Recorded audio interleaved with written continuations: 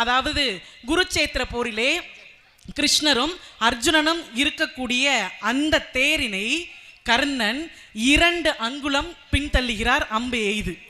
அதே சமயத்திலே அர்ஜுனன் கர்ணன் இருக்கக்கூடிய தேரை 20 அடி பின்தள்ளுகிறார். ஆனால் கிருஷ்ணர் என்ன சொன்னார் தெரியுமா? நிஜமாவே உண்மையிலேயே கர்ணன் தான் வீரன் அப்படின்னு சொன்னார்.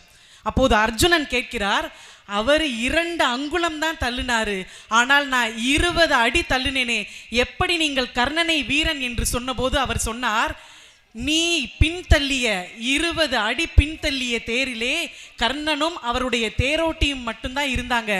ஆனால் கர்ணன் பின்தள்ளிய தேரிலே உன்னோடு சேர்ந்து இந்த பிரபஞ்சத்தினுடைய மொத்த எடையாகிய கிருஷ்ணன் நானும் இருந்தேன்.